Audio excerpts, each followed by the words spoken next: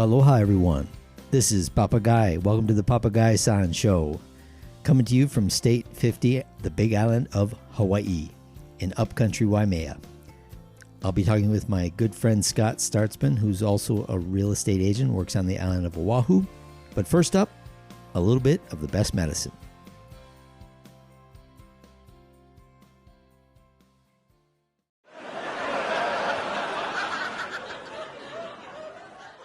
Oh, yeah, that was funny. Boy, I got another golf story, and this one's, this is a classic. I'm playing a match at my home club, and down to the 18th hole, I'm playing against a friend of mine, and I guess if you're in a match like this, maybe you aren't best of friends, but we come to the 18th hole, and I hit my shot right down the middle of the fairway. Now, the match is even, okay, dead even, so this hole's going to decide it. He steps up and he slices his ball off into the woods. So I'm feeling pretty good. I walk down the fairway. He's kind of mumbling to himself, but we both walk up to the woods, good etiquette to help him try to find his ball. We look around for 3 or 4 minutes, nothing there. So I say, hey, I'm going to go down and hit my shot. So I go down to the fairway and pick a club and line up my ball, and boom, I knock it, and I'm holding my follow through there, and my ball lands 20 feet from the pin on the green. So I'm feeling really good. But right at that moment, I hear from up in the woods, found it. And I looked up there perplexed, and all of a sudden I hear a thwack. And out of the woods comes this ball flying right at the green, and it lands 5 feet from the pin and stops. Well, now I'm walking down the fairway, and I am seething. But I'm also faced with a dilemma.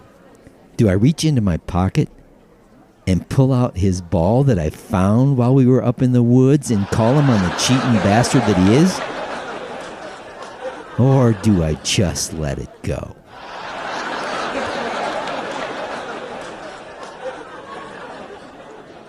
Two New York gentlemen are just about ready to open up their new shop downtown in one of the burbs, and they're still in the process of putting up shelves. They don't even have any products in there yet. And one of the guys says to the other guy, says, you know what, some old guy, some Jewish guy is going to come walking by here, and he's going to look inside, and he's going to say, what are you selling?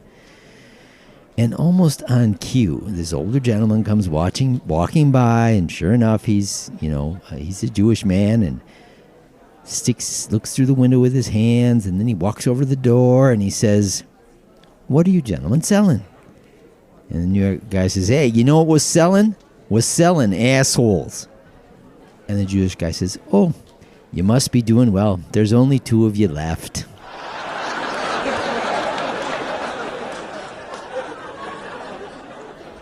Speaking of New Yorkers, Rudy Giuliani had passed. Now, Rudy Giuliani hasn't passed yet, but this is a joke. And so for this joke's purpose, Rudy Giuliani has passed. And a few days before he passed, Donald Trump said to him, Rudy, when you get to heaven, just come back and let me know if there's any golf in heaven.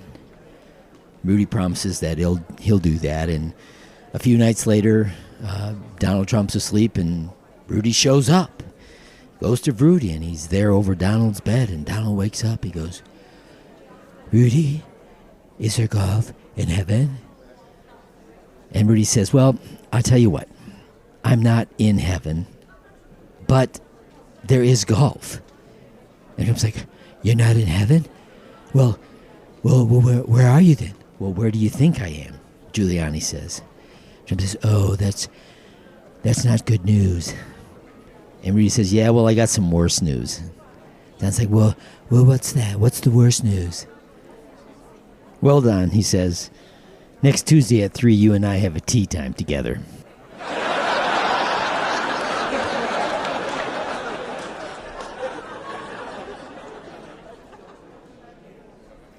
It was early in the afternoon, but Seamus was thinking that it was about time to go get a drink at his favorite pub around the corner. So he puts his book down and walks outside and down the stairs and the couple blocks and walks around the corner, and there is his favorite pub up in flames. Smoke everywhere. He's just aghast. He's almost frozen in his feet. And all of a sudden, out of this smoke comes running his good friend Sean. And he's carrying a bottle. And he yells at him, Sean, I can't believe you got out of there. It's wonderful. What happened? Tell me. How did the fire start? And Sean says, well, I don't know. It was burning when I went in.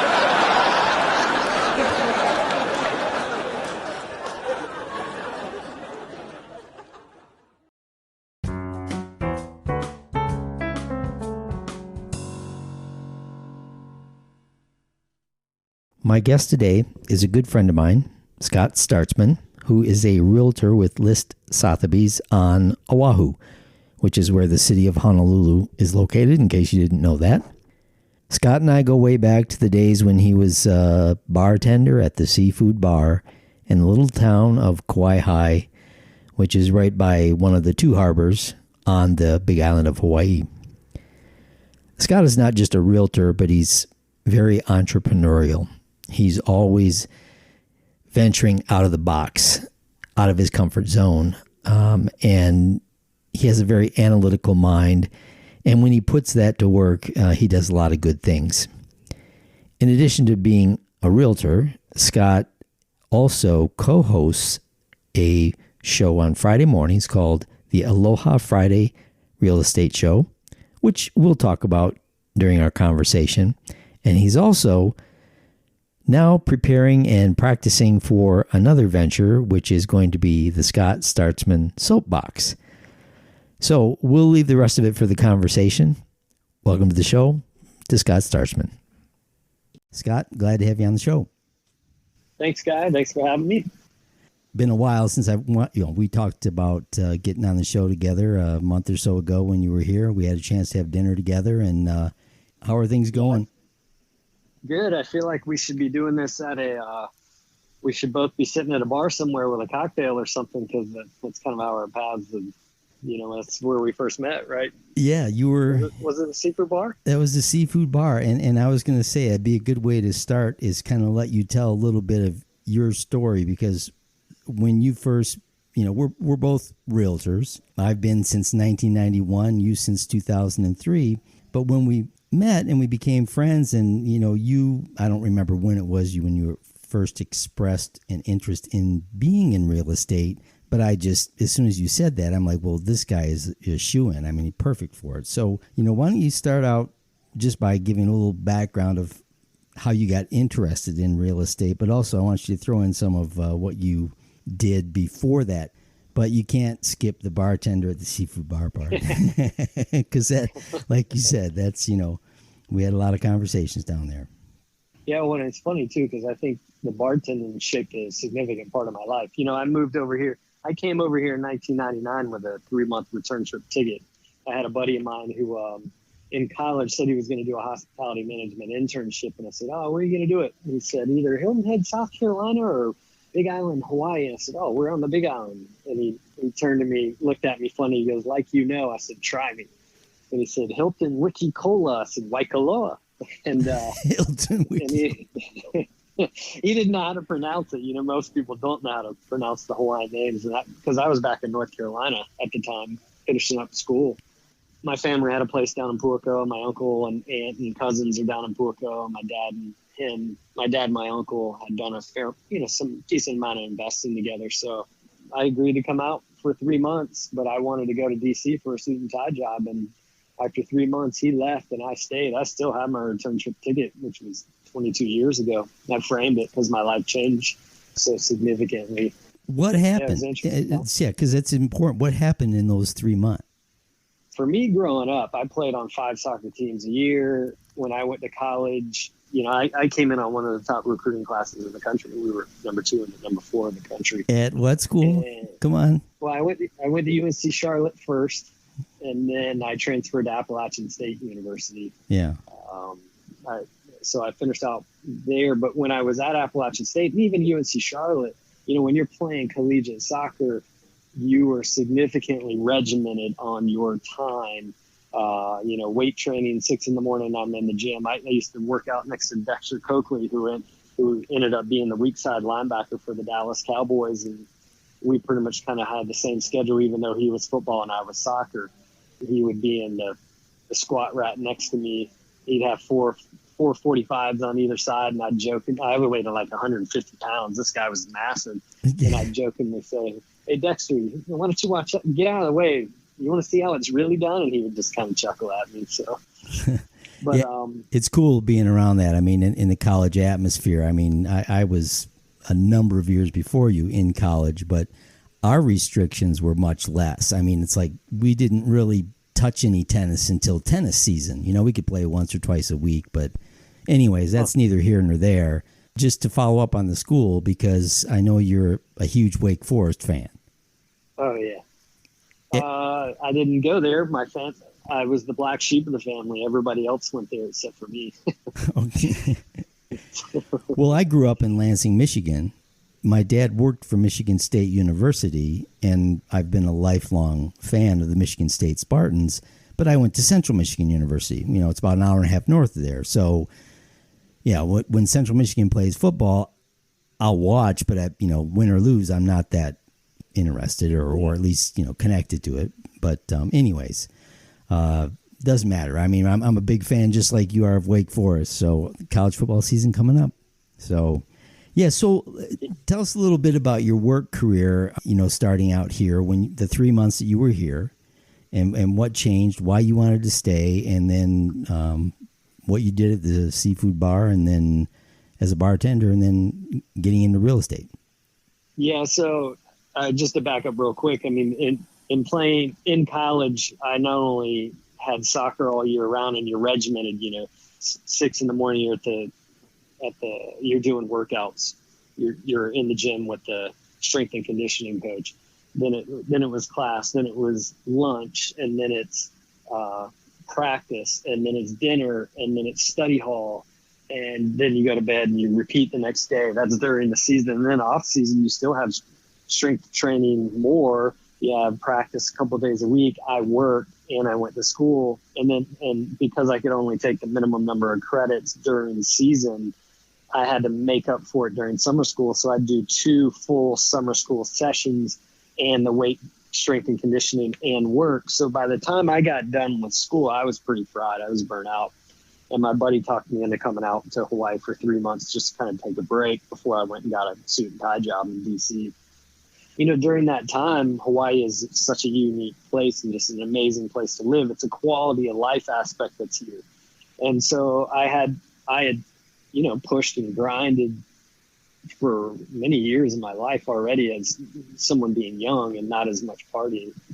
And so, in being out there for the 3 months, I kind of had to ask myself, my uncle took me under his wing for one and helped me out and, really started to teach me the ropes with real estate investing and development and stuff. But, I had to kind of ask myself, do I really want to work in a white-walled office with no windows every day, making that grind, or do I want to live a better quality of life and a lifestyle? And I, have a connection to water and push the ticket out to the end of the year. And at the end of the year, I didn't use it, so I wasted it. And that was at the point where I decided to stay here. And I was bartending at Tres Hombres at that point with Big Wave Dave.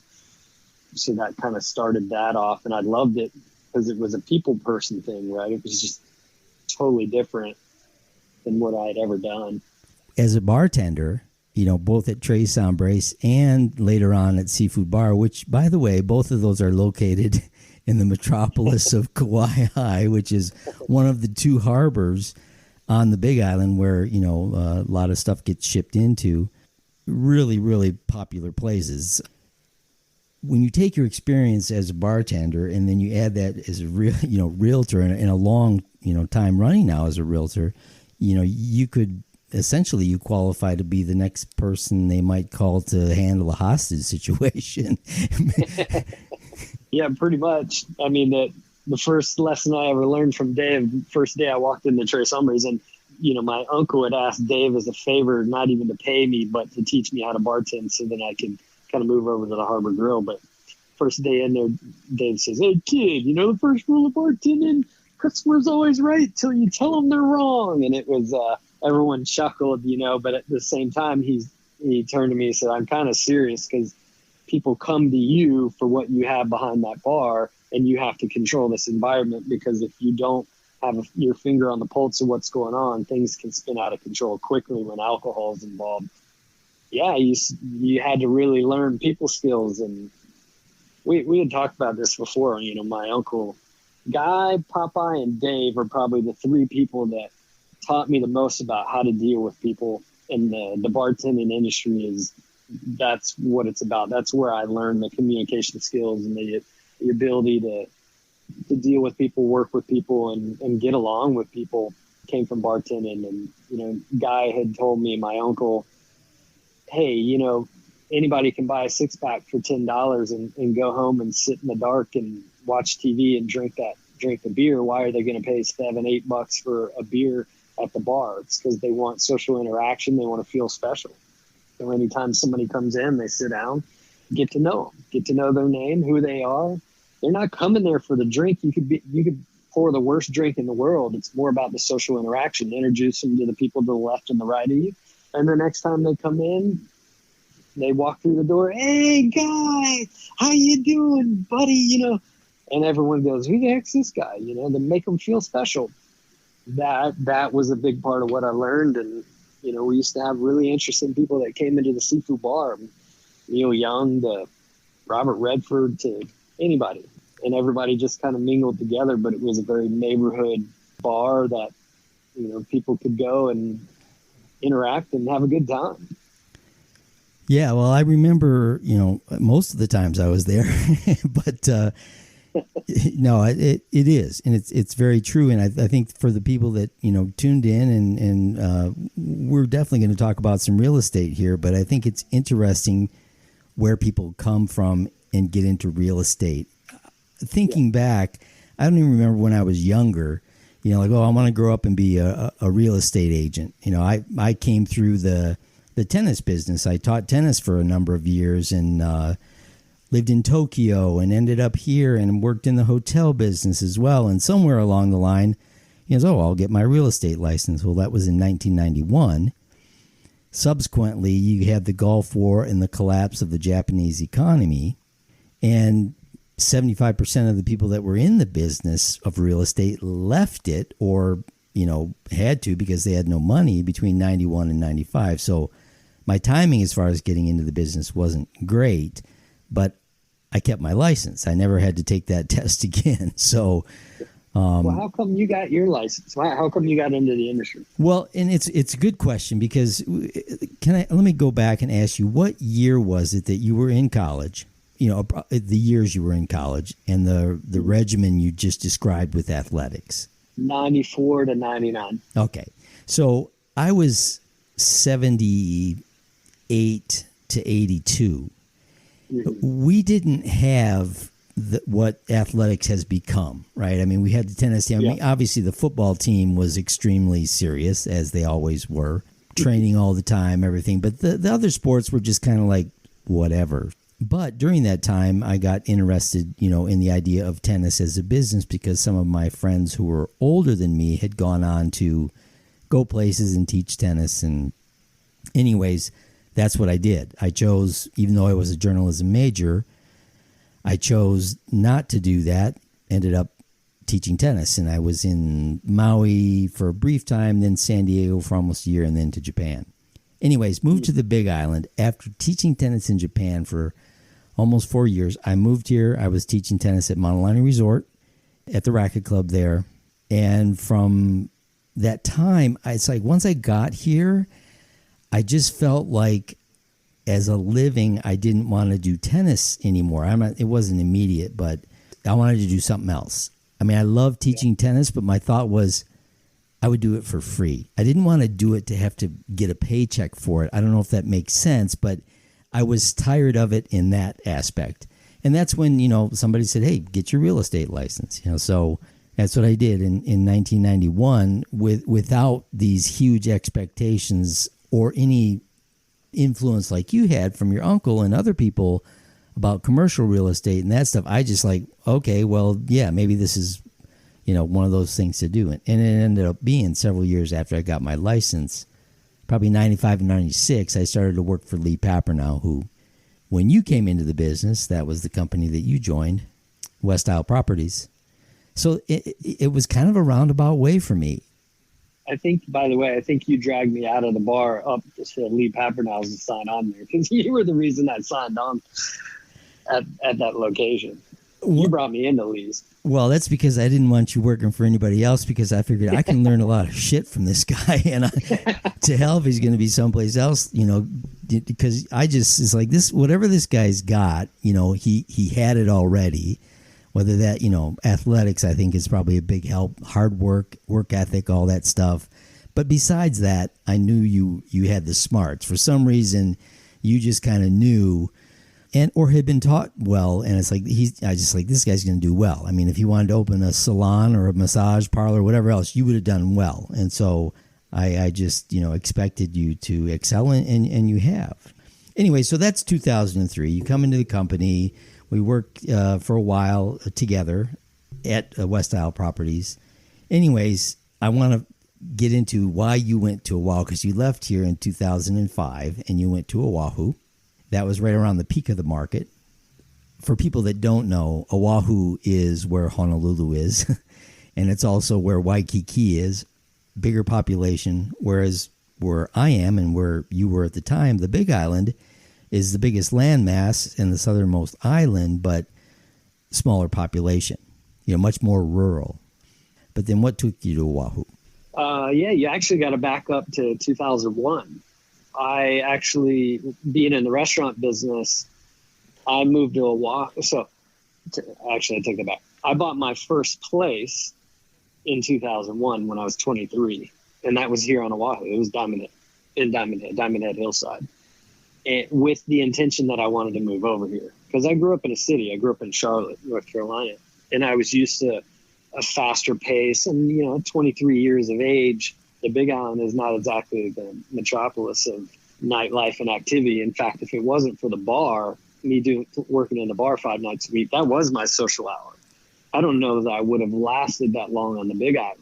As great as it is when you're young, you know, you do want to make a living and you got energy.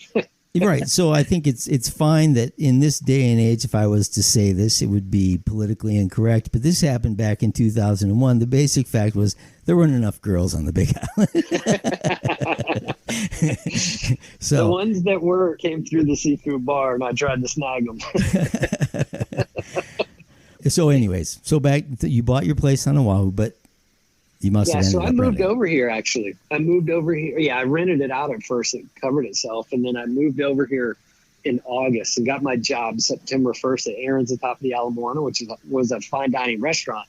And I wanted to learn the fine dining side. So at the time, I was actually going to spend time in the restaurant business because my family had the restaurants on the Big Island and stuff. And at some point, I could go back over there, run things, whatever. I wanted to round out more of my understanding of different types of restaurants and the service level and fine dining. It doesn't get any better. You learn a good service component of that. Well, 9/11 happened and nobody was coming into the restaurant. You could walk down Waikiki Beach and not run into anybody. So I ended up having to come back, rent out my place. I didn't have enough money to survive. So I came back and that's when we actually opened the seafood bar, and Dave and I ran it and opened it up at that time. And I always knew I wanted the goal was always to come back over here. I wanted to be in the city. And in doing so, once I started working in the bar, I actually bought a second property. I think I was 25 or 26 at the time. And in doing so, I knew I was going to continue doing that. And so I said, and my uncle was pushing me. He's like, hey, get into the industry, because he had taught me the financial side, a significant amount of the financial side and the financial benefits of real estate and how it works. So I always kind of learned it from the numbers side rather than it just being shelter for someone. Right. And as opposed to a homeowner, it's like, hey, this is an investment. Can I ask you real quick, did you buy those two places with mortgages? I did. In fact, the Diamond Head Hillside, when I had $10,000, actually my dad gave me $5,000. I had $5,000. I put 10% down, $10,000. I bought it for $102,000 leasehold. Back in 2001. Yeah. And then bought the fee 2 years later for $40,000. So I owned in Diamond Head in a 2-bedroom back in basically 2002 for $142,000. Wow. Yeah. Even, that almost sounds like a 1990s price. I'm dating myself, but because no one else will date me. No. Anyways, it was, I love that restaurant, by the way, at the top of Ala Moana. I mean, it's such a great place. Yeah. Yeah. I mean, it's gone through some different name changes and stuff, but to this day, it's just a nice place to go. But so anyways, continue. My uncle and I, we used to sit down for hours and just talk business and creative stuff, how to get more people to the seafood bar. Because in the beginning, we weren't sure the seafood bar was going to make it. It was an in-between. We actually did no smoking before the state did because we didn't want the riffraff in there hanging out at the bar. We actually opened the seafood bar as an overflow catch to the Harbor Grill. The Harbor Grill had an hour and a half wait every night.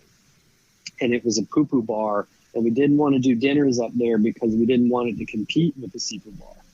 So I remember there were many nights in the beginning where Dave and I would just be sitting there and we're like, man, are we going to make it? Or is this place going to take off? And man, about month 8, it created a life of its own.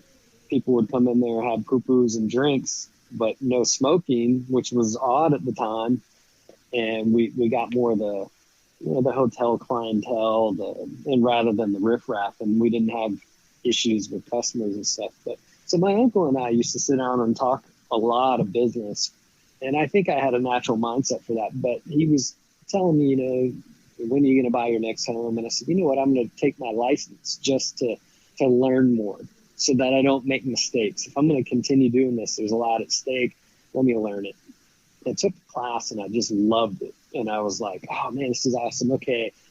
I didn't want to get the license. All right, I'll get the license because I'm feeling passionate about this. And I'll keep an eye on deals for myself and for the family, and I can oversee the family's properties. And then I started to kind of feel like, well, I uniquely understood real estate from the financial side, and I wanted to teach people how to do it because most people are not taught that. They see a home and they look at it as a place to live. It's shelter. It's one of the 3 basics of life, right? Food, water, and shelter. And my goal was to be able to teach people how to reach financial freedom through their real estate property by understanding the financial aspect of it. And you and I chatted at the bar many times when I was behind the bar. And you had convinced me to come up to West Isle Properties, and I'm like, you know what? I'll do this. I'll try to help people going down this path. And then it just kind of took off on its own. Yeah. I mean, obviously there's a certain amount of money it takes to keep your license every year and, fees that you pay to an office, but it's not a terrible amount of money. Even to this day, it's not that much. You can certainly, and I know you've done this yourself, spend a lot of money on technology and websites and that kind of thing. But just going back to that particular time, it wasn't a terrible amount of money, right? So I'm glad that you did, and I think that one of the advantages was that you do make sales, and not everybody you sell real estate to. We both know this. Some people are investors. Other people, they live and work here, and they want to own a home. You get different types of clients. And if you get somebody that's a friend and they're looking for their first home, you're going to help them buy it, and you look at somebody else that wants to buy 2 or 3 investment properties, you're going to help them. So, yeah, it was interesting. My very first client, and she tells me this to this day, we still keep in touch. Actually, my first 2 clients, one was Ira. I don't know if you remember Ira. He was my second client. He was looking for a property, and he had one in Aloha, I think it was. And I think Lee had the listing on this like funky little 2-bedroom house with this weird barn next to it. And we went and looked at it, and I showed Ira how to convert that barn into another rental unit and this and that. And he still has it to this day. He ended up making a ton of money. And I was able to show him, like, hey, live in this one, rent that one out for this much. You're covering your entire payment. You can basically live housing free. And he did it. And even a couple of years later, like 3 or 4 years later, he came in and he was like, man, I'm so glad you talked me into doing that. And my first client I ever had was actually in Hilo. I would drive from Waimea to Hilo to help her out. And she was looking for an investment, but she was looking for something she would like and she would live in. And it was the worst kind of investment she could do. The numbers were not going to make sense. And Right. I said, you know what? I said, hey, you're allowed to buy whatever you want. It's your money, but I don't think this is the right path. And I looked up a couple, and I found one that had 2 units on it. It was close to the campus, UH Hilo campus. I showed it to her. I showed her the numbers. I said, this is why you should buy it. You're wanting to buy an investment, right? Buy it for the numbers. Buy it. This is what it will do for you. And she did. And even to this day, she says that changed her life. Listening to me and pointing her in that direction, she realized how powerful with those two homes on that property, and not going with what she would live in, but what would make her money. It helped her pay for her kids' college and whatnot.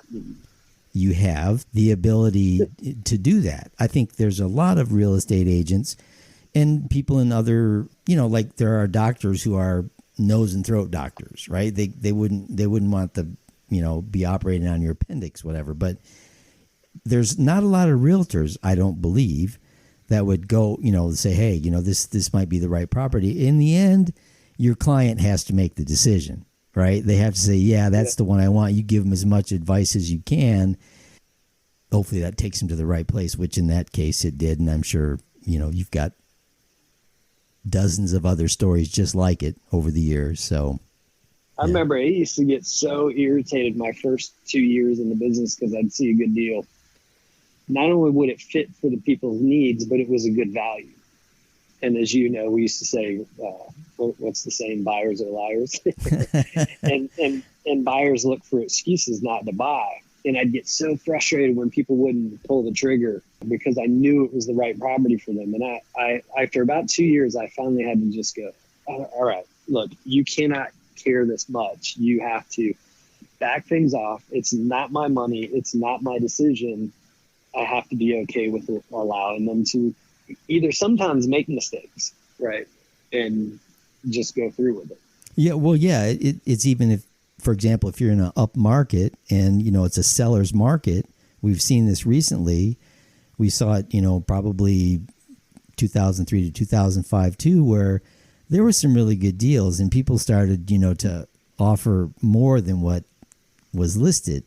And it was oftentimes hard. I had a client, I think I wrote 5 or 6 offers for him, and he refused to offer more than what somebody had a property listed for, and he didn't get any of them. Finally, on the 6th time around, he offered like $15,000 more, and we got the property. We had to go through that. It's like I would, I'd say, look, I don't think we'll write this up at what you want, but don't be disappointed. And he was disappointed, I think 5 some odd times, but that's sometimes what it takes. I think, it's not our job to necessarily change their mind. They in the end, they have to learn. And anyways, that's a good story. I know, like I said, you probably got lots of other successful stories.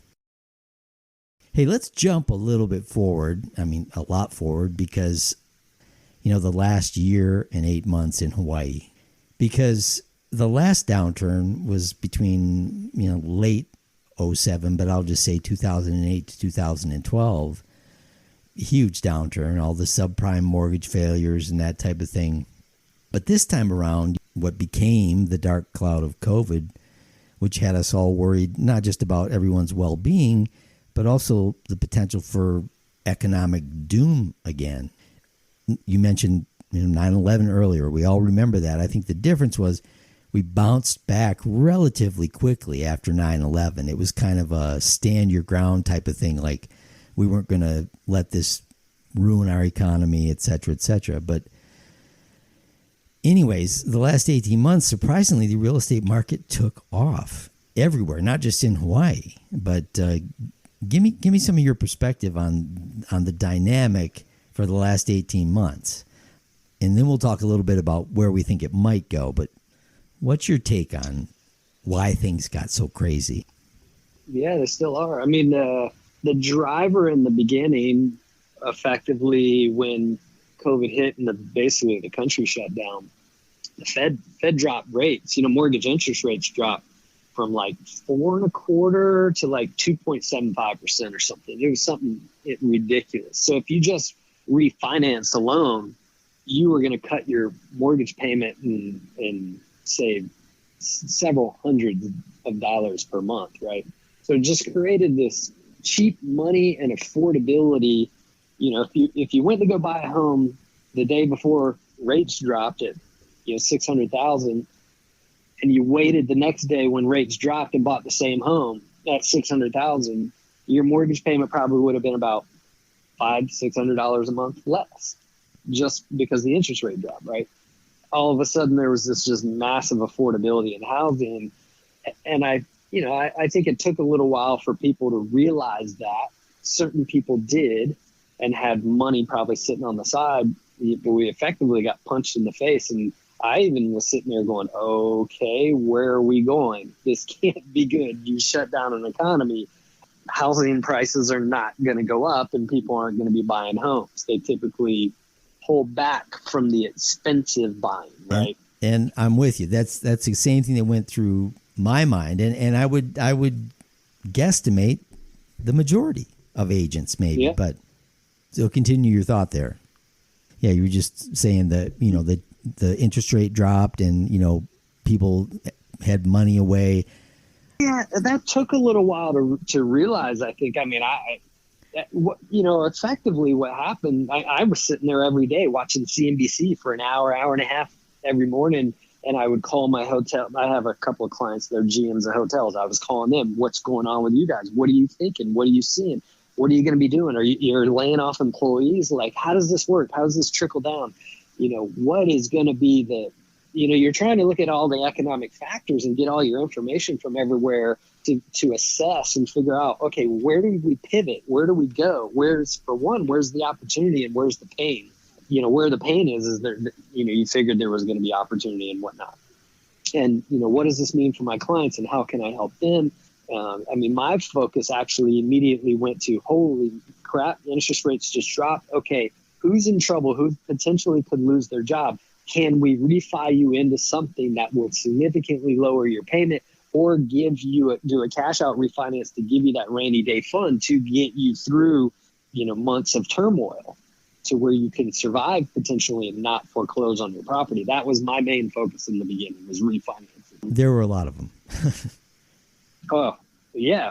And nobody wanted you in their home. So people were holding off on going on the market. So what homes were on the market, all of a sudden they start getting snapped up. And all of a sudden, I started talking to a couple of clients like, hey man, we might want to bring your house on the market sooner than later because, as we get through COVID and people start getting used to it, we may get a flood of homes coming on the market because everyone's losing their damn job. There were way more buyers in the market because of interest rates all of a sudden, and nobody wanted to sell their home. And that effect, actually, the acceleration on the buyers in the market happened, and people started to bring more homes on the market, but we're still in a market where people don't want to sell and everyone wants to buy a home. Nobody wants to sell their home. Everyone wants to buy it. And it just took off and got worse. And it got worse when they opened the state, because then you added everyone from outside of this market, mainland, coming in, right? Lot of sight unseen purchases. Yeah, people would write contracts and come out. I think a lot of those people had been here before. They knew the Big Island, or they knew Oahu or Maui, wherever they ended up. But then once people started seeing what people were getting for their homes, I think a few more people said, well, maybe it is a good time to sell. So there was a flood of sales, obviously. Now we're in that same situation, right? You've got people that could sell for big money, but they just don't want to. Yeah, where do you go? Right. Yeah, well, they said it's a great time to sell a home, but it's a terrible time to buy one. So where do you go? Yeah. So if you're an investor and you're like, gee, I bought this for X amount of money and I can sell it now for this, and hey, I'll take my money and run, sort of thing. Some people did that, yeah, but not everybody did. So, well, it's interesting because I've had a couple of agents that say, man, I'm worried about this or that in the marketplace. And it was funny. I'll never forget, an agent told me at one point, it does not matter the market. There are always people that need to buy and sell. People buy and sell based on pain and pleasure, changes in their life that occur.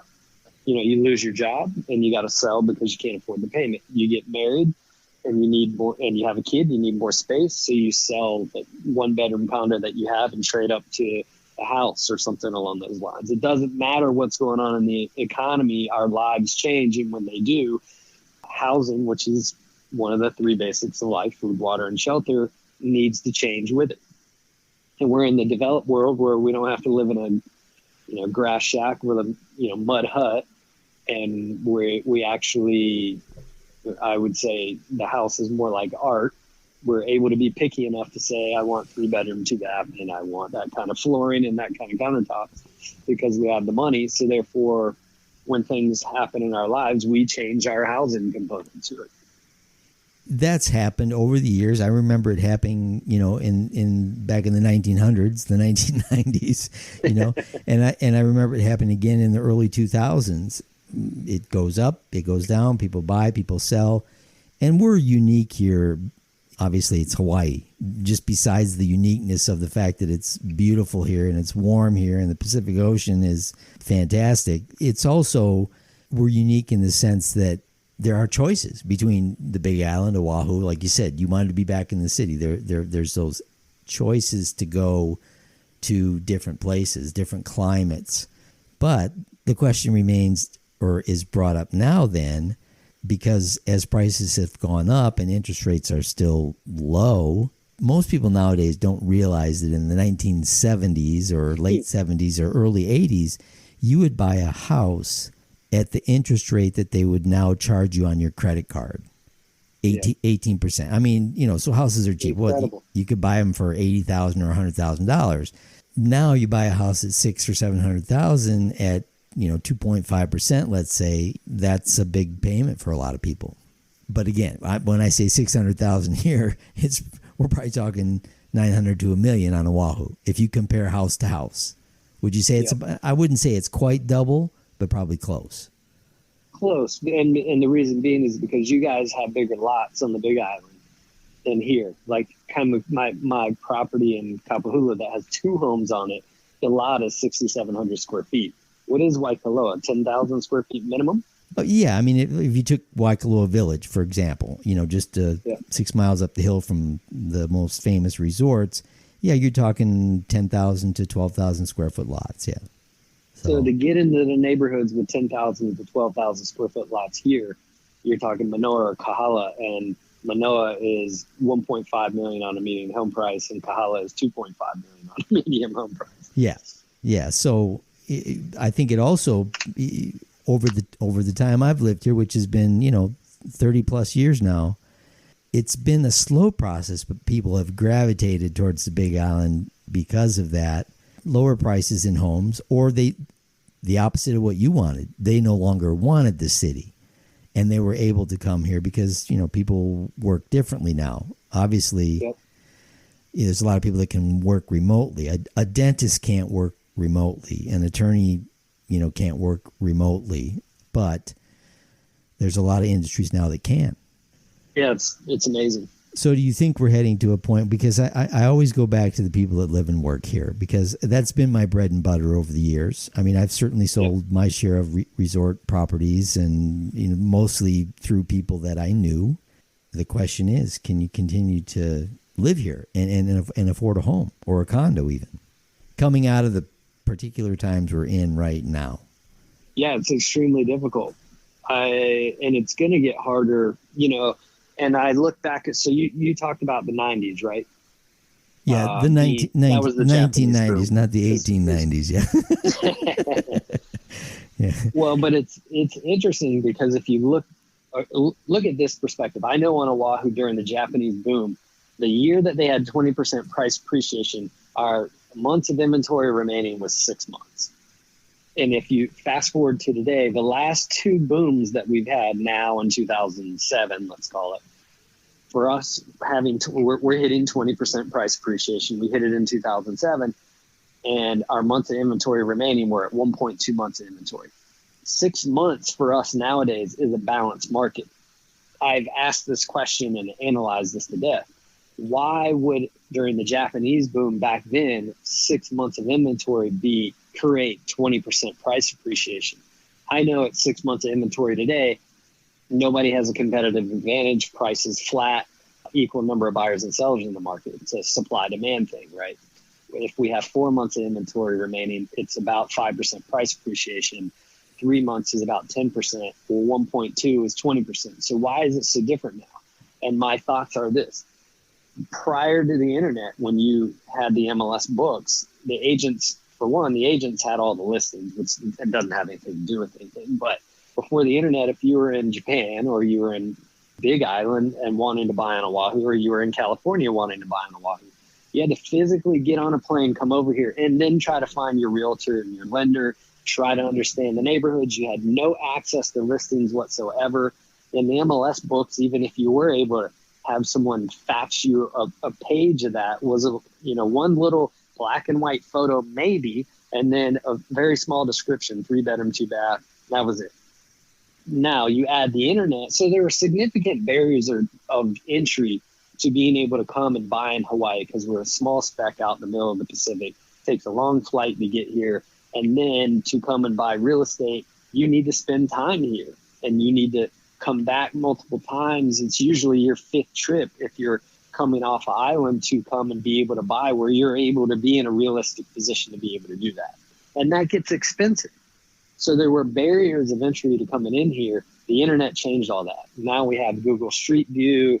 You can walk down the street on your freaking computer, high resolution photos, how many, 30, I don't know how many. Our MLS limits us to 25, but then you got video and YouTube channel, blah, blah, blah. We're doing all these things where you're doing research. So now when I have clients coming from the mainland or coming from off island, we've done so much plan prep and Zoom meetings and talk up front. By the time they land, we have the 5 properties they're going to look at. They've already understood those neighborhoods. There may be a couple of day adjustment of getting them familiar with something, but bang, they're able to buy something. And then on top of it, they were able to find all their resources, whether they need a plumber or something like that. If they bought an investment property or the property manager, they found all that living wherever they are or halfway around the world.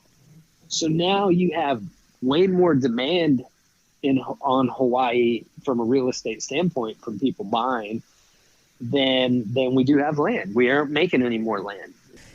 So we have this limited supply, high demand. The demand's gotten even higher over the years because of the internet. And now you add into the factor that people are able to do remote working, so they don't have to live in San Francisco and have a second home here. They're physically moving here to work and live and have a better quality of life. We are going to take a short break here, and we will be back with the show in a moment.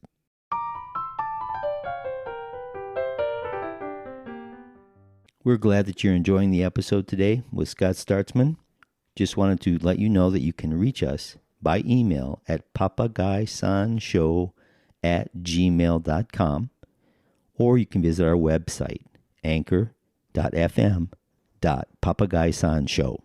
At the website, you can donate if you'd like to. What we ask you to do at this time is, we don't have subscriptions, but we ask you to follow us. That way we can find out who our listenership is, so that we can bring you more quality shows. And now, back to the show. Comparing the cost of living between Hawaii and San Francisco.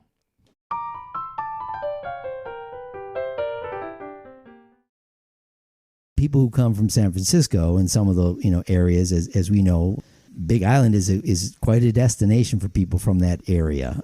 I would say West Coast money, whatever. But the cost of living over there is also a lot higher. So you bring the cost of living, or in this case, the cost of purchasing real estate, to the Big Island. The locals can't compete. Exactly. So, I mean, and part of our infrastructure, as is often talked about, is the people that live and work in certain areas. The people that are raising families and they're here in living in the state. We're not going to solve that problem right now. The amount of land, I think, and I heard this, and we'll use this as a segue to your Friday morning show. When I was on there one time, I had asked the question about development of and affordable housing. And it was answered by one of the other folks on the show. I think it was maybe Dylan, that 4% of the state, I think it was designated residential. I want to see some number like that. Anyways, let's segue that into Friday morning show. Why don't you talk a little bit about that? Because it's quite good. I mean, I was duly impressed the first time and how it's run, and maybe you get some folks interested in tuning in. Yeah, I mean, it was actually an interesting branch out. I mean, Peter Kay is the one that our Computer Minute, which people probably know, he's a tech entrepreneur here. He and I have gone back 15 years. You know, COVID was created because of COVID. And me, Dylan, and Peter used to get on the computer every Friday. We were talking about these leads that Peter was generating and that I was helping these people on Oahu. And Dylan and I would be talking real estate stories because we're both realtors, and Peter would be like laughing and shaking his head and like, oh my God, you guys got some interesting stories. And I told Peter, I said, hey man, you know, his main goal is helping people move to Hawaii that live on the mainland and do it successfully. Or if you shouldn't move here, giving you the information so that it prevents you from disaster. In doing so, I said, hey, why don't you record one of these time and just share them with your clients? And he said, I got one better. Why don't we do a live show and people can ask us questions? And you guys interested in answering them? I said, yeah, heck yeah, I'd love to do that. And so we did it, and it just kind of taken off. I mean, Peter's got a reach of probably 40,000 people. Between all of us, probably close to 50,000 people that we're able to reach. And we'll get 60 people that tune in for an hour every other Friday. And the person that's watching can post comments or questions, which they actually are able to interact with our conversation and become a part of the conversation. It's pretty neat. Yeah. Well, and I remember the time that I tuned in, and afterward, you know, that's what I asked. I asked the question about development, and that's where Dylan answered with the 4% designated residential. But after the show was over, you texted me or something. It's like, oh my God, thank you for not revealing all my I think you were more nervous about me coming on and saying, hey, you're the guy that we used to work at the seafood bar. And here I'm sitting over here thinking, wow, maybe he's going to tell all my secrets of, you know, how long I couldn't stay on the bar stool at the seafood bar. But anyway, but real quickly, so that people know, how do they tune into that show? And what time? Just for our listeners. Every other Friday. You can actually go to alohafridayshow.com. Okay. Which is actually my website. That's a landing page. And you can click on the main picture there, and all the old episodes are right there on my website. You can click on the main one, and it will take you to the live feed. And once people do that, and if I know they have a chance to, for example, give you their from the website, whatever, give you their email address so that they would be emailed as a reminder that the show's coming up again. Is that correct? Yeah. So if somebody emails me or registers on my website, then I send out an email notification, kind of a reminder that, hey, you can check in. Here's the link. Here's the information. You've got something else. Do you want to go into your next venture, or you want to? What do I have? Yeah, what do I have going on now? Actually, I got a couple of things coming up. The one I'm going to do tomorrow is the Hawaii Real Estate Soap Box. Scott Startsman's Hawaii Real Estate Soap Box is what I call it. Essentially, how it's come about is my frustration in this marketplace, because of the challenges we're having, is that there's too many agents in our industry that don't have enough knowledge, experience, and training, and they're bumbling over each other, and it's gotten to be really frustrating in a lot of aspects. And in doing so, what I've realized, I pulled some stats, and I think it's like 92% of agents do less than 10 transactions a year. 85 do less than 5 transactions a year, and like 78 do 0 to 1 transaction a year. That's a significant amount of people that don't have experience and don't have knowledge, and there's consumers working with them. What were they born were they born into money or something? Because no, Grant, and point taken. So continue. So the main reason that I'm wanting to do the Hawaii Real Estate Soapbox is a joke. You know, who am I to stand on the soapbox and preach to everybody, right? Those were all the people you kind of turned your eye away from on the college campuses when they were preaching. But I wanted to have people that I respect, people that have been in the industry, realtors that have been in the industry a while, that understand not only the industry, sales transactions and whatnot, and us talk about some of these issues, some of these things, so that the consumer can be educated.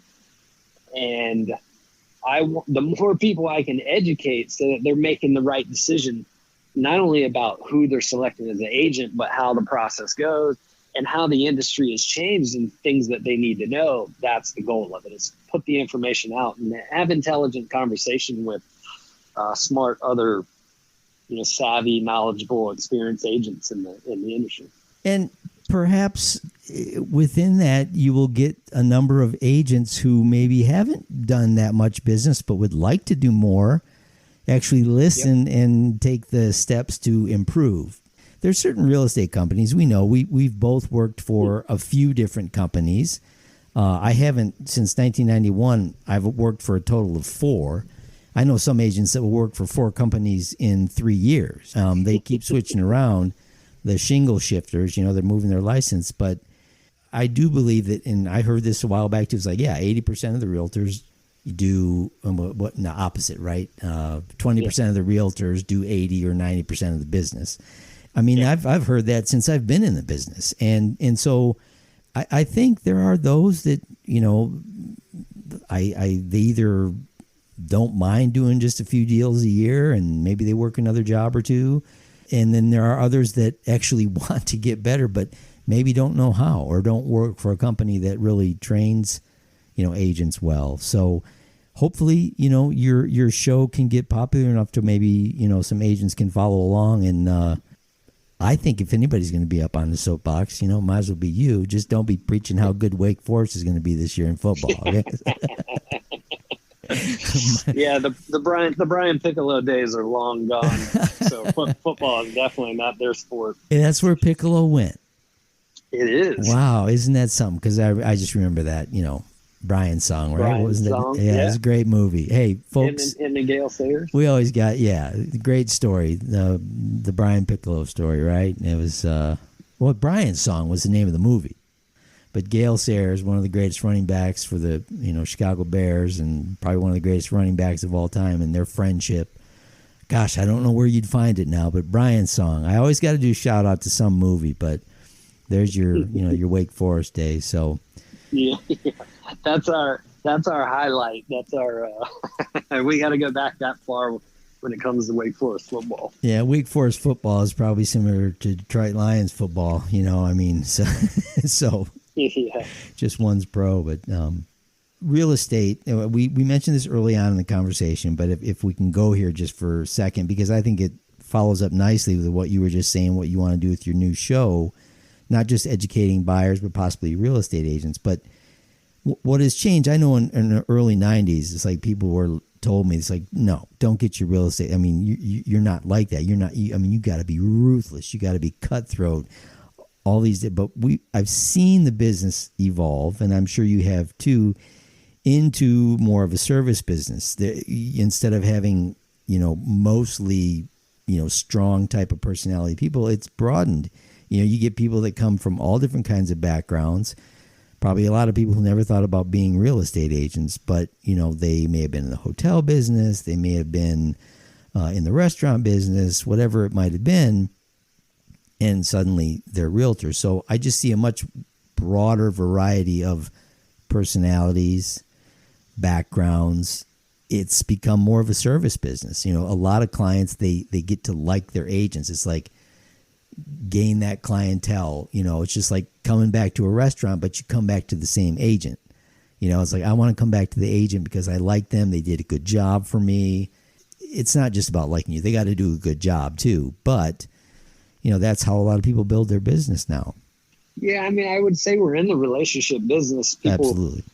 People are going to work with someone they know, like, and trust, right? Damn, I got 2 out of 3. Because imagine looking for a home, and it could take you 6 months, and you don't like the person. You know them and you trust them, but you don't like them. Oh, that's a miserable process. So you kind of got to have all 3. Otherwise, something's going to break down in the process. You don't trust them, you're not going to follow their advice. Right. Right, but we both know that it works both ways too. I mean, there's been people that I've just kind of let go. It's like, you better find a different agent, or it was just a mutual thing. It just, it wasn't going to work. So I'm not the right fit. yeah, that's right. They can fire us, but we can fire them sometimes too, and that's okay. Hopefully they meet their goals. But anyway, so all right, so it was a couple years ago. I want to say it's 2 or 3 years that you came over and played golf, and we hadn't seen each other for a while. We played at Maunalani, which is again, I'm biased because I've worked there, but they got 2 beautiful golf courses, north and south. We played there and just had a great day. And I think that time it was just you and me. Yep. Yeah, we were playing as twosome. And I was just looking at you. It's like you were just looking up at the mountains and going, look at this. And oh my God, we'd stand on a hole. And it was like, dude, you've been here for years. It's like I don't even have friends that, from Michigan who come out here from where I originally was from, who are reacting the way you are to our island right now. And it was just like, yeah, that's the same thing that happens to me, though, is I forget where I am and I forget to go to the beach. And luckily now I have 2 grandkids who are 7 and 5, and they live here with, I just have one son. I'm reminded to go to the beach, to get out and play golf. And I saw that in you. And it was like you kept saying, I've got to do this more often. So I guess I'm getting to the point that, yeah, you do. And we had a chance to do it a couple months ago, this time with a foursome, and that was great fun. At least tell me your goal, because you mentioned it, and I kind of know what it is, that you want to get to that point where, you've worked really hard to where, you can maybe play golf twice a month instead of twice every 3 years. So that's part of the city. The city eats you up a little bit. Not, this one's slower than San Francisco, but yeah, that's part of why I moved over here. Now I'm getting to that age now where I'm wanting that slower pace, right? Well, yeah, and neither of us play our sports anymore. I mean, I could play tennis, but it hurts too much. I ache if I play an hour of tennis. It doesn't mean that I don't like tennis, but I prefer to play golf and maybe swim, a few things, some different stuff. Yeah, and it's hard to take the competitiveness out of you. You can't. You hit the nail on the head. It's like, it doesn't matter. It's like, oh, yeah, you haven't played tennis in 3 years. I still expect to go out and play like I did when I was 35. And, so. I'll tell you a funny story. So I was over here. Once I had hip surgery, I've had shoulder surgery. I have a torn left shoulder. I have a torn herniated compressed disc in my back, and I have a torn calf. Now, back prior to the torn calf and the herniated disc in my back, I was coaching soccer because I got away from the soccer was hurting too much playing. So I got into coaching and I quit. And I think I was 36 or 37 at the time, and they convinced me to come back out and play men's league. Play one weekend. Come on, because I was going to stop coaching. And they said, yeah, you can't stay away from soccer. I said, all right, I'll come out. I went and bought some cheap plastic soccer shoes to just play the weekend, and that was all it was going to be. And the first night I got out there, they put me up top. I'm running around. I'm going after everything, giving it my all. And towards the end of the game, I'm like, oh, my God, my toes hurt so bad. And I came off the field, took my shoes off, and both big toes were all bloody. The socks were covered in blood. I took the socks off, and both big toenails on my feet were ripped off. And I kept playing because we had another game after that the next day. I kept playing. By the end of that weekend, I was cold plunging with 2 40-pound bags of ice in the tub. Everything hurt. I had patella tendonitis in my knee. My back was hurting. My hip was hurting. And I remember laying in that ice. And, you got to mentally be strong to, get in the ice like that. Just a full ice bath. And I remember thinking to myself, what the hell am I doing? And I immediately quit again and haven't played soccer since. Yes. Well, and how many years? I can't turn it off. Well, and how many years has that been? I mean, oh God, I was 9 years ago. Yeah. Imagine what it'd be like now. Yeah. Well, I got a few years on you too, so I do know what it's like. So, but it's good. So, I mean, moving forward, I mean that's part of the plan. But I know it's easier to play golf. It's probably easier for you to get on a plane, fly over here, and play golf than to try to find a place on Oahu to play golf. I know in the 90s it was that way. Maybe it's changed a little bit. The Japanese started coming over here because they could get tee times easier. That's why they, it's like they'd spend 5 or 6 days on Oahu in the 90s, and they'd spend 2 days on the Big Island, and they'd play 2 rounds a day because they could get tee times. There was, less people. There's, some enough courses here, but I don't know what it's. Maybe you don't even know because you don't try to get a tee time. Yeah, I don't know because I don't play that often over here. Oh, yeah. I mean, but that's the goal, right? Is you're gonna start because it's not all about working. So, well, yeah, but I don't think it'd ever be golf because the golf my body has a hard time with the golf after 9 holes. The back and my shoulders, especially the surgically repaired one, it starts to break down on me. Well, why don't we that's why I don't play that often. We'll just have an ice plunge for you on the tee at each hole. Yeah. Yeah, and it's true. You can only do what you can do. But I know it's for me, as you know, I had surgery a few months ago on my foot, 3 months and 2 weeks or something like that. And I went out Saturday with my son, and we played 18 at Monolani.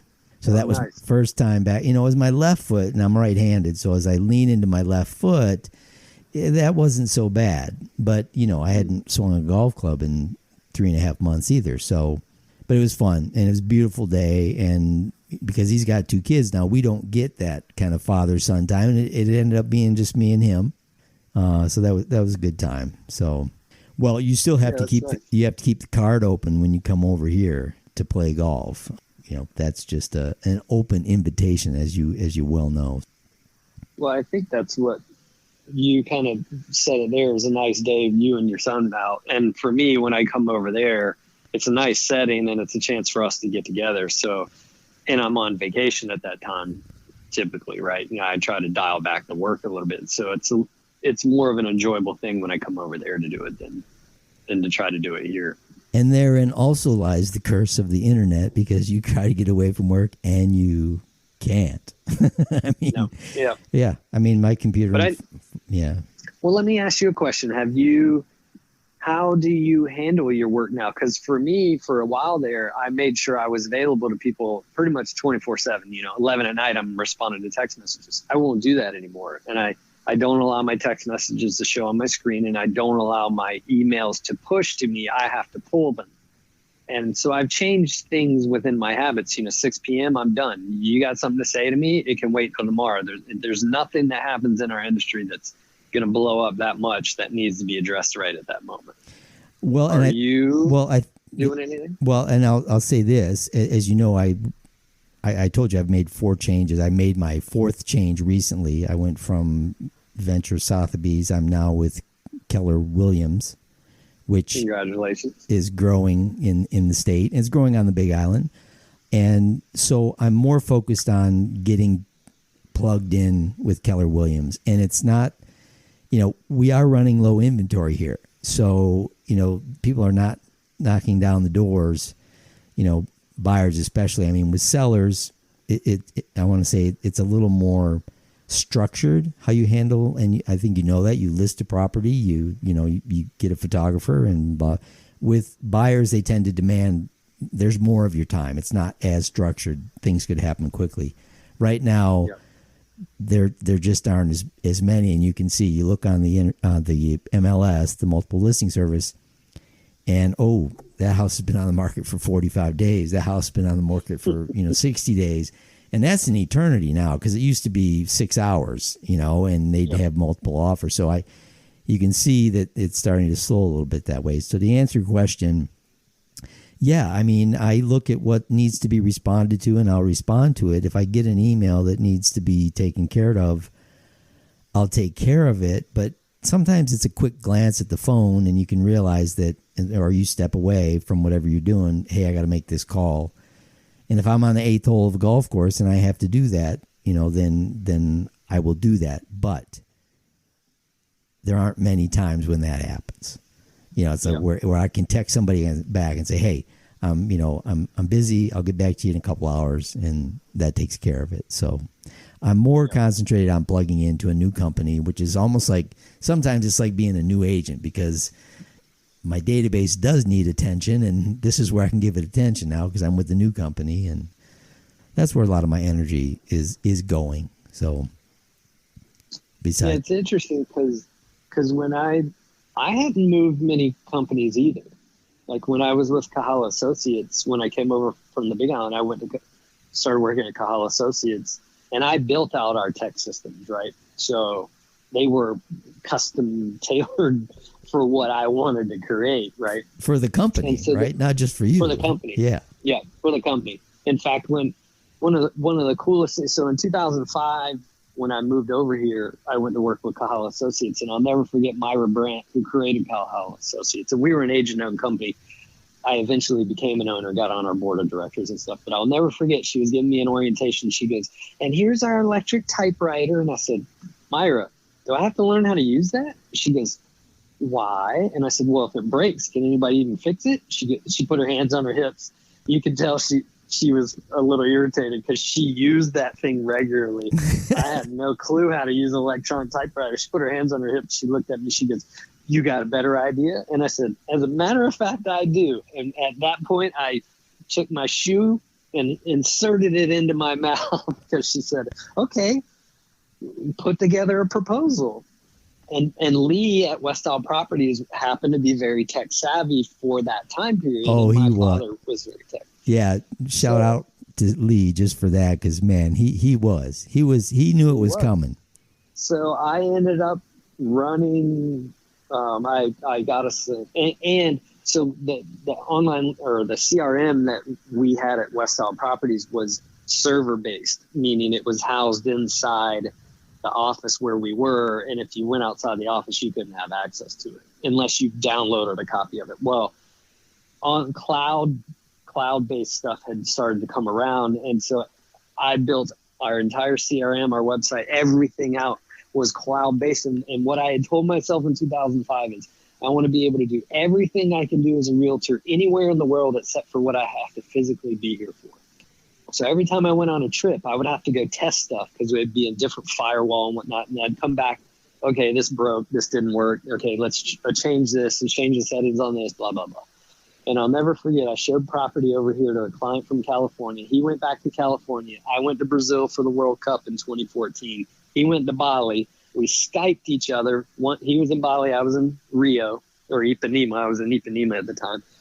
He said, I want to write a contract. I wrote it. Docu-signed it to him. He signed it in Bali. I got it back in Rio, submitted it via email all the while. And I even called the agent from Rio via Skype. And all the while, I was like, at that point, I was like, I've done it. My goal of what I wanted to do, I finally reached it. It was super neat. And if you're there and your girlfriend crosses her arms and gives you the stink eye, as we say, right? Then you just say, hey, I'm paying for our vacation and the next two as well.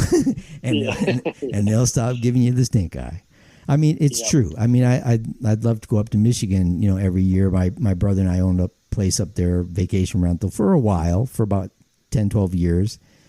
But I'd go up there and I'd inevitably have to work, and obviously 6 hours time difference, but it could be done. It's like I can go here, and instead of really worrying, like handing stuff off to other agents, I almost wouldn't you don't even have to hand it off anymore. You might need somebody to go show a property for you, or show what you're listing or something, but generally you could pretty much do, without having to hand it off anymore. So yeah.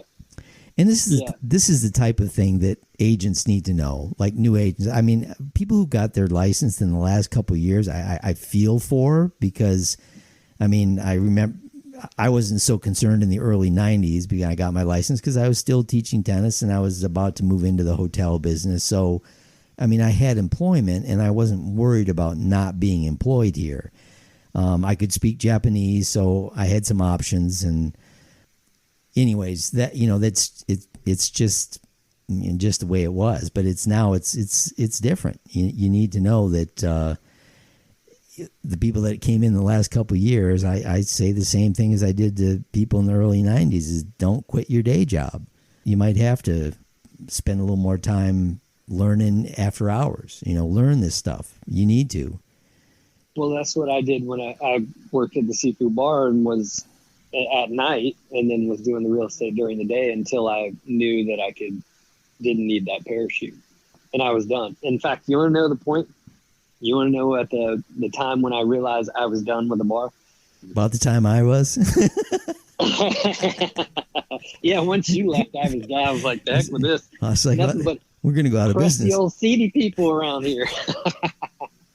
No, it was my birthday. I can't remember which birthday it was, but it was my birthday. And I had to go show property in Puna. I actually was showing property in Puna. So you're driving, an hour and a half? Close to 2 hours to get over there. Yeah.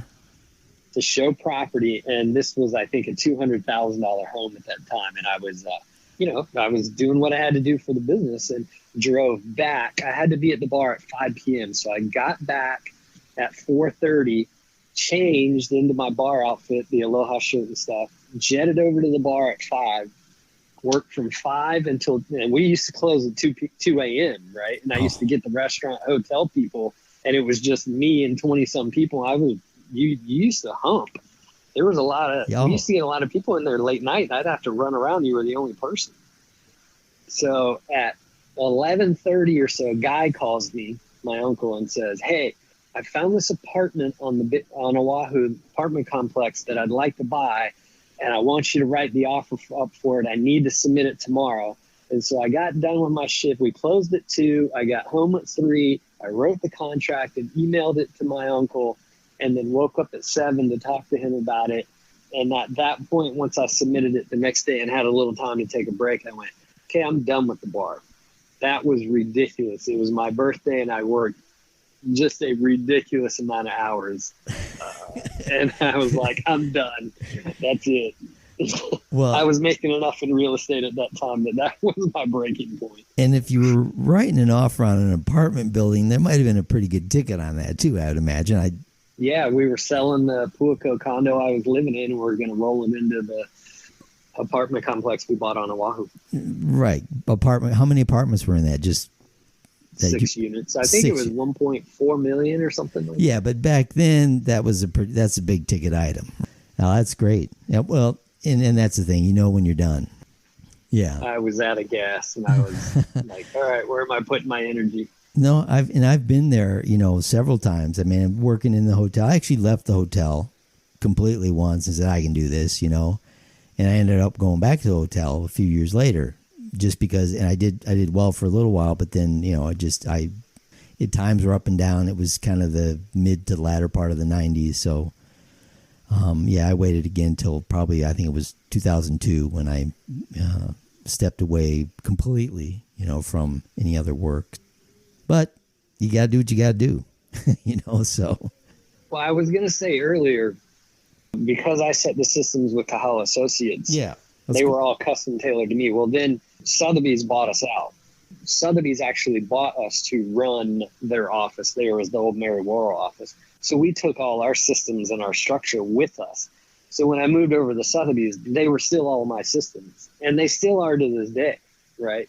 So when I left to go to locations, that was a huge pain threshold for me because I had to learn.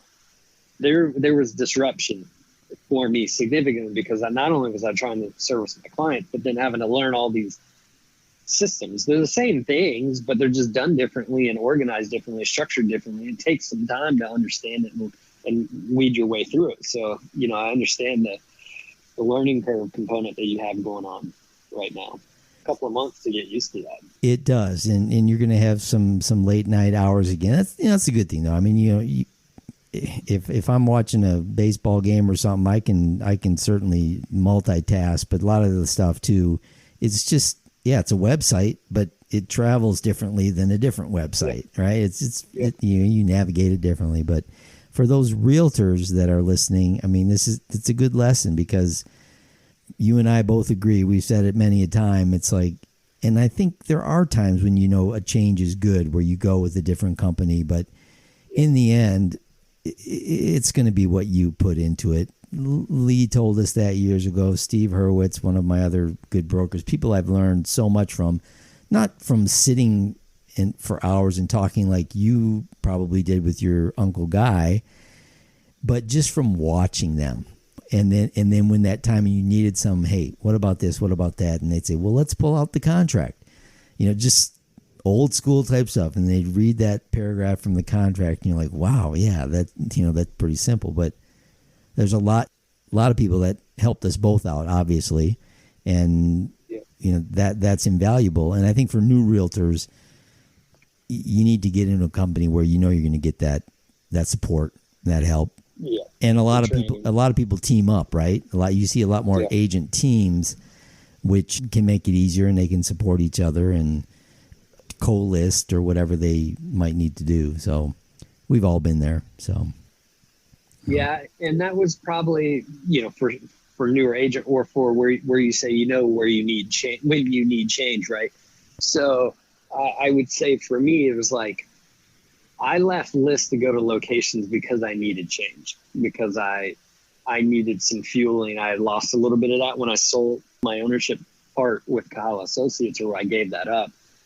I went to solely as an agent, and I was bitter about it. I didn't want that sale. And in doing so, that entrepreneurial spirit that I have, that business leader mind, that look at the opportunity, let's structure something, let's implement it and go after it.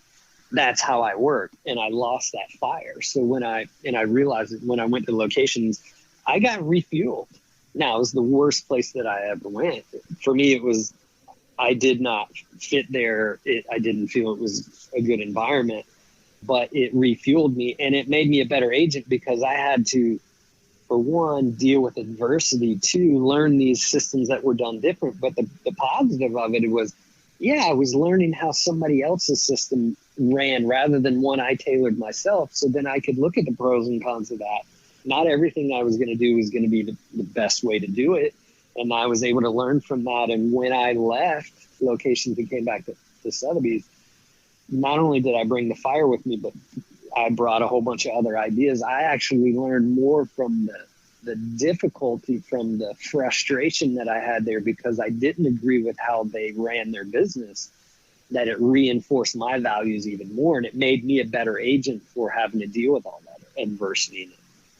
Yeah. And the truth is, you think you reach a certain point and it's like, okay, from here on, I know everything. Right. And there's nothing that, I don't care what it is. I don't care if it's sports or real estate, whatever. When you run into that person who just knows everything, right? Well, I would never make that mistake. I would never, and it's like, yeah, you would, or yeah, you've made that mistake. The truth is, what you got rejuvenated on is the fact that you're learning again, right? And some of the stuff you were probably relearning. You also, one of the things about you is you, a lot of times, I think, have the correct answers, but you also recognize when something else, you know what? That's a better way. I've been doing it this way, but that way is a better way. You see that. And some people they have the ego that can't admit that, like, oh, no, my way's better. So I think as good as you are at everything, you also can recognize when, hey, that's a better way. That's important in this business, and especially after being in it a long time. And I feel like I'm back in school for some reason right now with the transition, which is okay.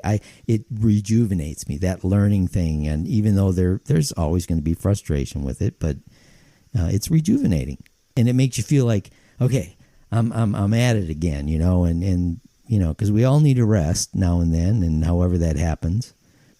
Once you stop learning and growing, then what? Yeah, that's the thing. And that's why for every year for me, I try to do something on the personal side that's outside of my comfort zone. So a couple of years ago was taking golf lessons.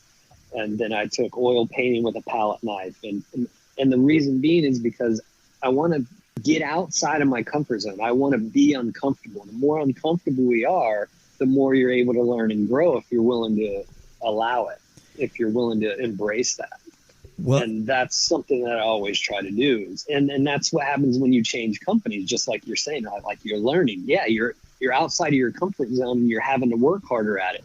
And it's funny because now you're realizing, okay, I got to put more emphasis on my database. I actually was in a very comfortable place and was neglecting some of these things, and I didn't even realize it, right?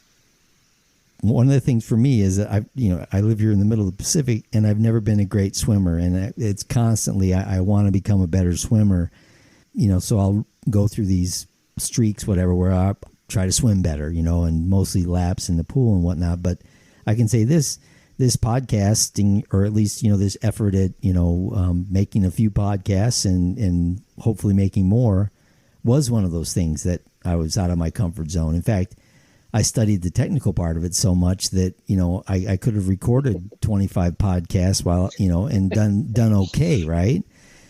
And it's fun. We'll see where it goes, but yeah. I like the idea that you're taking the step to you do your soapbox show. I mean, yeah, well, I mean, I'm always throwing stuff at the wall. I mean, we're on a journey, right, in life, and it's like, how fulfilling can you make it? How, I don't know, I put the pedal to the metal, but it's like when I created the development company, right? I took a big risk. I took on nearly $1 million of investor money to go build 2 houses that I'd never done this before, and these people trusted me with their money. That was a big burden. I was really nervous about it, but I dove off into it, and I got out there with the guys, and I started doing construction and whatnot. And by the second project, I had 15 construction books right on the side of my bed, and I read all of them before I got to my second project, but I wanted to master it. It was a new challenge in front of me, and I was learning and growing, and it wore me out, but it's one hell of a journey going through life like that. That's part of how you do things. I mean, that's just, and I saw it a long time ago, and that doesn't surprise me. And not everybody necessarily has to do it that way. I mean, you could focus strictly on, like, because they say, hey, one of the real estate professors, if you will, or instructors, is like, oh, let's say you want to be the condo expert and whatever, but as opposed to residential homes, or you want to sell commercial property, whatever. We're kind of in the time now where, obviously if you sell multi-million-dollar homes on the coast here on the Big Island, you don't need to be in any other market. But most of us work 3 or 4 different markets. We have these micro markets, just like we have microclimates. I drove up from the coast at about 5 o'clock today and came through a torrential downpour right near Kauai High. And halfway up there, I mean, literally to where I thought I might have to pull over. It was raining so hard. Remnants of this storm that's coming past us, but it was only about a 6-mile area. And then I got through it back to the green side of Waimea, where 2,500 feet of elevation, and, we've a little bit rainy and wet for the last 2-3 months. But, that's, like I say, the microclimates we come through, but we have micro markets too. You can live in several different climates. Yeah, and price ranges. And God, the Pacific Ocean's only 25 minutes away, so I can live with that. Well, I mean, look at Puako, for example. I mean, Puako, to me, looking back on the history of it, my uncle bought down there when it was still a crushed coral road. There was no lower highway. It was a crushed coral road from Mauna Kea Beach Hotel. That was the only way you could get to it. You had to go the upper road in Waimea down to Mauna Kea and come the back way. And I think he bought his house on the backside of Puako for, I think it was $42,000. And by the way, those are, I think it's 15,000 square foot lot. Right, they are around that, 15,000. Yeah. I mean, even when I moved there in 1999, that was just prior to the tech bubble. Tech stocks were going through the roof, and it was you go down Puako and it's surf shacks. Most of them were surf shacks, and you had a scuba instructor living in oceanfront and one renting one. And once the tech bubble happened, then you had the CEO of Norton Antivirus with his brand new beautiful second home, and next to it is the surf shack. Next to him is the surf shack with the guy that's the scuba instructor, and you just kind of shake your head and laugh, right? Massive monstrosity, or you have Neil Young's house at the point, or you have George Zimmer's house at the end, right? These 10 million plus. In fact, I think George Zimmer's house just sold for, what was it? Was it 20? God, something like that. I'd have to look it up, but yeah, it was somewhere up there. You had this mix of people who, ultra rich, right next door to just your plumber, right? You wouldn't expect that. And everyone would see each other at the Puako store. Yeah, Fascinating little community. Right, in Puako, just as a brief explanation, it's one road. You know, you get, even when you get to the end of it, there's no through road on the other side. I mean, there's paths you can walk, but they maybe, other than an emergency road exit or something, there's no through road. And I kind of look at it as if you think about Oahu, and just for those who hopefully can picture this, the north shore of Oahu, where the big waves are and there's a lot of surfing competition. Across the street, you know, that's what you had. You had a lot of shacks, and I mean, it was the little grass shack in Hawaii how many years ago. So I kind of always saw Puako as the miniature North Shore, although you don't have the surf at Puako that you did on the North Shore of Oahu. But very eclectic, I guess, is a good word for it, and it still is. Definitely, there's probably not a lot of plumbers living down there anymore. But, you know, it's changing. It definitely, it's changed. People still go down there and access the beach from where they can, where the public access and whatnot. And Puako is a popular spot. Great. I'll never forget when I was working at Tres Hombres, Al Gore lost the election. It was the Hanging Chad one. That was Al Gore and George Bush? Yeah, that was, 2000. There had been a whisper that Al Gore was on island. And I remember standing out on the street in Puako, and these 5 black Escalades with tinted windows come down. And it sticks out like a sore thumb, because Puako is like the least pretentious place that you could possibly be. Totally laid back. Nobody cares who you are. And these 5 black Escalades come down the street. And you go, what the hell is that? And it went to the end. It went to George Zimmer's house. And then rumors quickly spread that Al Gore was staying there after he had lost the election, and the Secret Service guys came into Tres Hombres. I waited tables on them and whatnot. And it was funny. I found it funny because I'm like, well, if you really wanted to stay quiet, you come down in just some regular little rental car and don't have the big entourage, and nobody would ever even know you were on the freaking island. Yeah, and I think the celebrities that have come here over the years, that's what they do. I mean, he probably needed that contingent with him to protect him. I don't know, but yeah, Puako is just one of those places, you know. And you spent a lot of your time down there. Yeah, that's where I lived when I moved here on the Big Island. Yeah. Well, it may be confusing to, you know, some listeners about the areas we're talking about in the Big Island and Oahu, and you know, the differences are substantial. We're still very much a rural island, and I know it's one of the attractions for you because you can slow down when you come over here. I mean, you can't help it, right?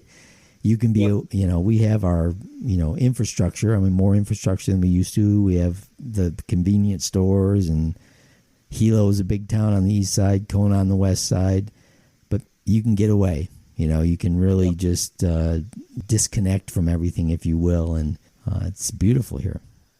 Yeah, the minute I get off the plane, when I come over there, I feel myself relax. And it's interesting. I was talking with Naya the other day, and I was explaining to her, I've noticed a pattern when I go walking here, and I go to start walking around Kapiolani Park. I actually go into the back neighborhoods where it's quiet, because I'm trying to get away from the stimulation and the noise and the, you know, just cars going by. I want complete silence. And what I noticed when I was over there two weekends ago for my uncle's memorial, right? And we stayed at the Manalani again, and there's hardly anybody at the condo complex we were staying at, and we would go walk and stuff. And I said, this is what I need. It's that absolute silence that all you hear is the birds and palm trees. It allows me to de-stress. There's so much energy going on in our marketplace right now that we're having to give because of the way that the market is going right now, that I feel like, okay, I think I'm worn out.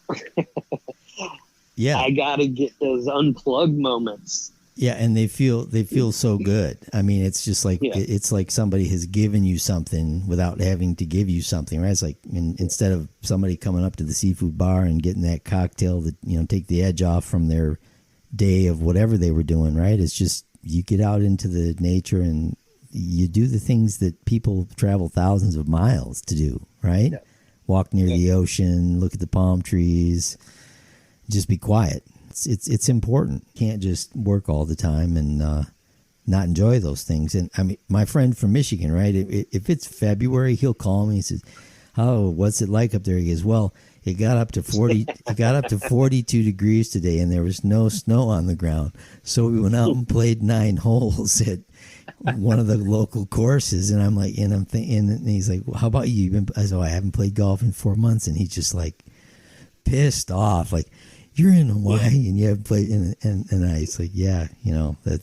Unfortunately, that's what happens sometimes. But well, look, Scott, we could talk for hours. I mean, we had a good visit 2 times this year. Once on the golf course. Once we had a good dinner when you came over to the island, and hopefully you'll be back soon. I want to make sure people know, how can we connect to your show tomorrow morning, the Soapbox? It won't be live tomorrow. I'm doing test run stuff on it now. So okay. I'm going to do some. So how we recorded today, just how I was showing you, like, hey, check this out. This is kind of cool. Because I'm trying to learn the software. And it's just me diving into it. But so I'm going to record it off site and kind of fiddle with it and just see what it's like, and then post it. And then I'll post it. But you would post it? I will post it on my YouTube channel, which is Scott Startsman. Just Scott Startsman. Yeah. Okay, that way at least people know how to find it. Yeah, and I know how to find it. So, and obviously we're going to collaborate because anything I can help you out with technically and vice versa. Hopefully, we'll be able to have some shared interaction. I'm actually. It's actually amazing because, and I think I told you this before, but maybe not. What's interesting to me is I've always, like with soccer, I've always let my play do the talking. Right. And the same thing with real estate. Let me do the service. Let me go the extra mile. Let me learn all these things so that when someone works with me, they trust me because I bring this a tremendous amount of experience and knowledge and stuff. The show has been interesting because I get people calling me all the time now going, "Hey, I really like what you had to say today." So I'm realizing, because of the knowledge and the experience that I have, I need to get the word out, the message out more, because I do have such a background in this industry and construction and development and land use and all sorts of stuff, right? Not just the sales side. It's time for me to spread the word so that people can learn. I can reach more people that way, right? Learning the ropes as far as the technical side of it, is what you've been doing all along, whether it's with websites or anything else. Now it's just a little bit of a different thing, right? It's a YouTube, you're live or, semi-live, if you will, eventually when you post it, but that's the thing, like our podcast here, it doesn't have to be, it's not like we're on the radio and we have to bleep things out, but you're correct. And I know that, again, I put that out there, that this has created, the Aloha show on Friday has created more business for you, correct? Yeah, quite a bit. Yeah, and there's the answer right there. And I think it's a new way to connect. We both agree, and we've talked about this before, that when I go out to play golf, it's like, you get hooked up with somebody on the golf course or on the putting green, and you strike up a conversation, marketing or interact with people, yet you can reach even more people through the internet. It's another way, especially when you've got such a good message that you do, and you bring twice as many years. I don't know how old you are, it doesn't matter, but twice as many years you're old, you bring a lot of experience that 1,000 agents together don't have. That's a good thing. Well, send me your podcast stuff too, because I'd like to see. Yeah, and like I said, I've recorded a lot more stuff than I've published. Actually put it out there. But learning the RSS feed and all that stuff, I'll send it to you so you can at least subscribe and, So you do, it has an RSS feed? Oh, yeah. You can. Oh, cool. Yeah, for those that are listening, you just go to Papagai-san, iTunes, and it'll pop up. You can it's changed a little bit. The podcast has. You don't subscribing is done more now on the websites, because when people think subscribe, they think, oh, I'm going to have to pay. So they changed the word. There's a drop-down menu, and it says follow. So you can follow somebody, and later on, a lot more podcasts and programs. They have subscriptions, right? They'll offer X amount of their show, and then the rest of it is for subscribed members only, or people who are paying. All right, so I just want to see people follow for now, and see if they get entertained. But from the beginning, when I did my first 8-minute introduction, I said, hey, I'm a realtor, so I'm going to have realtors on this podcast, but I like to talk about all kinds of stuff. And, I might be real estate one day, and then what bars to go to on Waikiki the next. Who knows? I mean, but, have some fun. I mean, either way, I think there's enjoyment in it. And so I'll send you the link. Yeah, that's cool. Because then I can share it too in the email campaign and stuff. Yeah, that'd be great. Yeah. Hey, well, I appreciate you taking some of your evening. Quite a bit of it, actually. We're almost up to 2 hours here. That's pretty good. So you got a lot of editing to do. Well, the truth. Cut. Yeah, the truth is, with a conversation, unedited is so much better, and I know that there are guys that do podcasts and they say, I never edit anything. If there's an and they just leave it and they don't, I like to go through, and if there's, some sound funny stuff, but I'll go back through and edit it, but that's part of the process. In fact, I actually kind of like that because it allows me to go, oh yeah, I could have asked this question, or I like the way I did this, and I'll try to, take notes while I'm editing. And, the technology makes it easy, too. So, anyways, Scott, it's good to have you. Good luck with the soapbox and also your Aloha show on Friday. Thank you. And we'll catch up soon. We will. I'm sure on the golf course. Definitely on the golf course, sooner or later. All right. All right, my friend. Appreciate it. Have a good night. All right. Good night. We hope you enjoyed today's show. We look forward to having you tune in again to the Papagaisan Show. Any comments you may have, you can email to papagaisan@gmail.com. Until the next time, be safe, be well. Aloha.